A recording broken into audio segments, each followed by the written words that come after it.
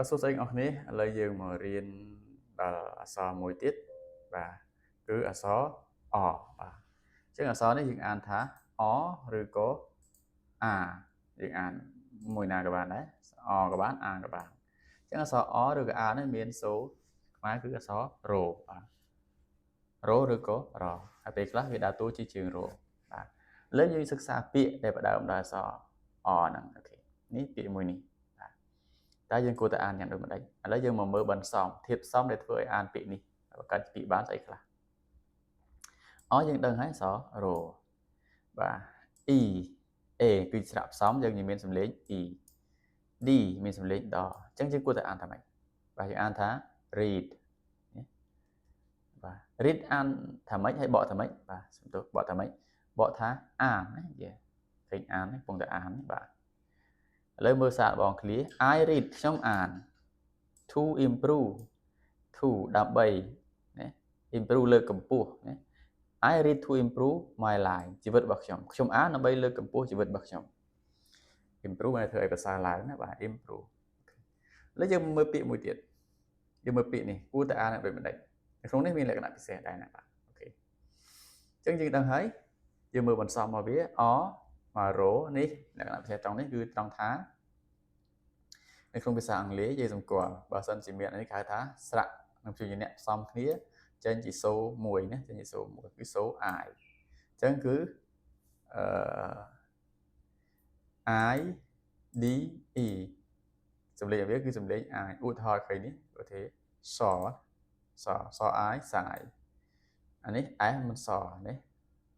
L ឡូប៉ុន្តែវានៅតួជាងពីរវាខ្លាយទៅជាជើងឡូវិញណាបាទអញ្ចឹងសជើងឡូស្លដាក់ស I slide នេះធោ I ខាយហI ហាយហាយបាទឬក៏មួយទៀតបើមានតម្រងបែបនេះបើមានតម្រងឧទាហរណ៍ថាI ហើយឈោតមួយហើយ E បាទហើយពាក្យហ្នឹងភាគច្រើនទៅមកព្យាង្គអញ្ចឹងអាហ្នឹងក៏មានសូ I ដែលយើងសម្គាល់តែអញ្ចឹងក៏បានដែរ I បាទឧទាហរណ៍ឃើញនេះតម្រងហ្នឹងឃើញអានេះ I E ឃើញនេះ I E នៅបន្លោះនេះគឺជាប្រភេទព្យញ្ជនៈណាដែលដាក់ចូលមកគឺមានសំឡេង I អូខេឥឡូវយើងមើលពាក្យនេះយើងគួរតែអានថាម៉េចបាទយើងអានថានេះរោណារោ I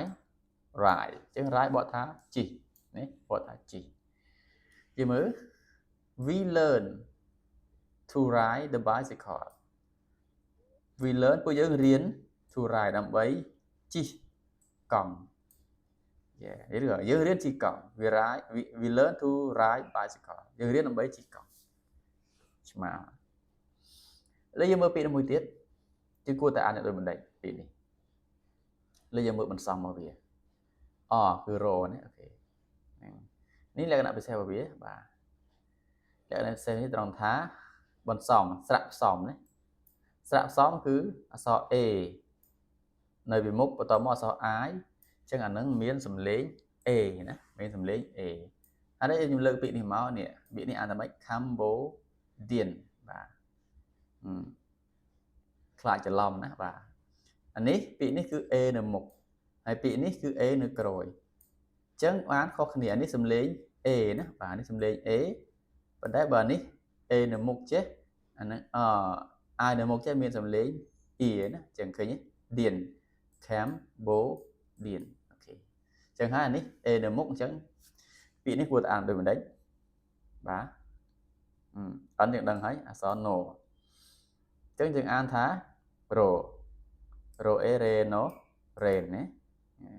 ro e re no rain ឃើញ rain បកថាម៉េចនេះភ្លៀងណាមិនកំពុងតែភ្លៀងអូខេយើងមើលប្រយោគ It is raining right now វាគឺកំពុងតែភ្លៀងឥឡូវនេះ right now អូខេឥឡូវយើងមកមើលពាក្យមួយទៀតអំបញ្ញបាញ់ពីខាងដើមខ្ញុំថាអក្សរ នឹងឯងគឺបាទវាមានសំឡេងជារោហើយពេលខ្លះវាដើរតួជាជើងរោអូខេឥឡូវយើងមានពាក្យនេះណាពាក្យនេះគួរតែអានដូចមិនដេចបាទយើងឃើញ D គឺជាព្យញ្ជនៈហើយ O ក៏ជាព្យញ្ជនៈអញ្ចឹងវានៅជួរទី2អញ្ចឹងកាលណាវានៅជួរទី2ចេះ ភាគច្រើនមិនទាំងអស់ទេណាភាគច្រើនវាខ្លាចទៅជាជើងរធម្មតានេះ D ដឬក៏ដូណាបាទថាដបាទអនេះរអញ្ចឹងអានៅទី2ចេះវាខ្លាចទៅជាជើងរអញ្ចឹងយើងអានថាដល់ជើងរ draw ហេ draw បាទដល់ពេល I នេះគឺសំឡេង E បាទដល់ជើងរ draw E3 បាទដល់ពេល NG យើងដឹងហើយ N អត់សំទោ NK មានសំឡេងងដែរបាទប៉ុន្តែមានសំឡេងងណាអញ្ចឹងយើងប្រកបមើលដល់ជារោ draw E3 ង drink ណា drink បកថាផឹកណាបកថាផឹកនេះគឺគេកំពុងផឹកទឹក We are drinking water We are drinking water ណា water គឺ water ដូចគ្នាអញ្ចឹងពួកយើងកំពុងតែផឹក drinking ណាកំពុងតែផឹកយើងឃើញនេះបាទអញ្ចឹងអក្សរ អ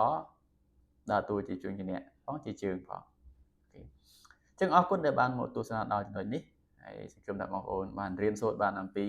លក្ខណៈពិសេសរបស់អក្សរ អ បាទហើយនឹងស្រៈមួយចំនួនដែលយើងប្រើប្រាស់ជាប្រចាំក្នុងភាសាអង់គ្លេសអរគុណសូមរងចាំតាមអន្តរសាសនាមេរៀនបន្តមកទៀត